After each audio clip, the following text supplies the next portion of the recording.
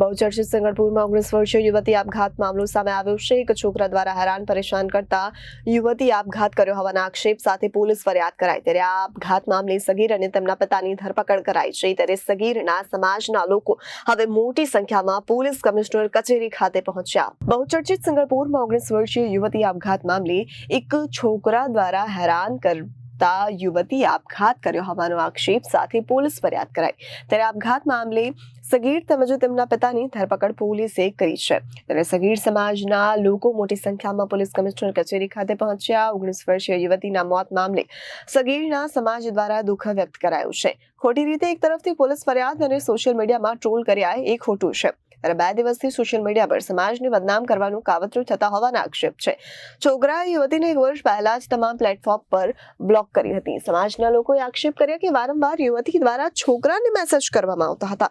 છોકરાએ તમામ પ્લેટફોર્મ પર યુવતીને બ્લોક કરી, તેમ છતાં યુવતી મેલ દ્વારા સંપર્ક કરવાનો પ્રયાસ કરતી હતી। યુવતીએ મેલમાં તેને અનેક વખત મેસેજ કરવા છતાં સગીરે કોઈ રિપ્લાય આપ્યો ન હતો। તો આ સમગ્ર મામલામાં સગીર અને તેમના પિતાને આરોપી કઈ રીતે બનાવાયા? આ સમગ્ર કેસમાં સચોટ ન્યાયિક તપાસ થાય તેવી સમાજના લોકોની માંગ છે। મોટી સંખ્યામાં સમાજના લોકો કમિશનર કચેરીએ પહોંચ્યા છે। પોલીસ એકતરફી કેસની તપાસ ના કરવા જોઈએ તેવી સમાજની માંગ છે। ત્યારે સુરત પોલીસ કમિશનરને સમાજ દ્વારા આવેદન પાઠવી ન્યાયિક તપાસની રજૂઆત કરાઈ। તમારું નામ? મારું નામ સુરેશભાઈ મોતીભાઈ દેસાઈ છે। સુરેશભાઈ, રજૂઆત માટે આવ્યા છે, શું રજૂઆત છે? રજૂઆત એવી છે કે અત્યારે અમે કમિશનર સાહેબને રજૂઆત જ કરવા આવ્યા છીએ કે નીલ જે છે એને અત્યારે સમજો કે આ જે મીડિયા ટ્રાયલ અથવા તો કોઈ રાજકારણના દબાવથી ખબર નથી કેમ ડાયરેક્ટ જ નીલનું નામ લઈને એને જ એની બધી કલમો નાખવામાં આવી। હવે આ જૂની વાતો કંઈક છે કે ભાઈ વર્ષ પહેલા આ દીકરો અને દીકરી બંને કોઈ એક ઇન્સ્ટિટ્યૂટમાં હશે જેમાં એમના બંનેના એ લોકોના મિત્રતા હતી। તો એ એના ફાધરને ખબર પડી છે એ ટાઈમે, તો એમને વિષ્ણુભાઈને ફોન કરીને કીધું કે ભાઈ તારા દીકરાને સમજાવી દેજે। તો એમને એમના દીકરાને બોલાવી અને બધું કહી બી દીધું કે ભાઈ તું હવે આવું આ બધું છે એટલે કે હોય તો આ બધું તારે બંધ કરી દેવાનું। તો ત્યારથી એ દીકરાએ એને બોલાવવાનું બંધ કર્યું। એના સોશિયલ મીડિયા એકાઉન્ટ છે એ બી એને એમાં બ્લોક કરી દીધી।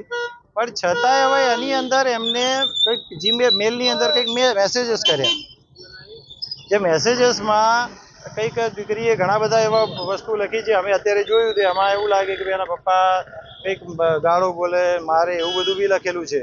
સત્ય શું છે તો આપણે તપાસનો વિષય છે।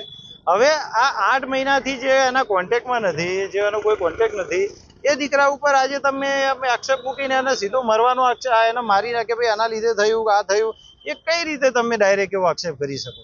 અમારું માંગ એક જ છે કે એની તટસ્થ તપાસ કરો। એના 8 મહિના દરમિયાન બીજું શું થઈ ગયું હોઈ શકે?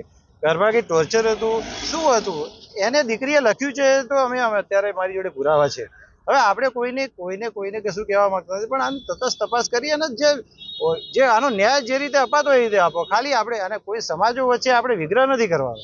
આ તો બહુ રિસ્પેક્ટેડ સમાજ છે સામે, બધા એ સમાજો રિસ્પેક્ટેડ સમાજોના વિશે એના વિશે કોઈ સમાજની વિશે આ બધું આપણે ઝઘડવા બેઠા છીએ ના।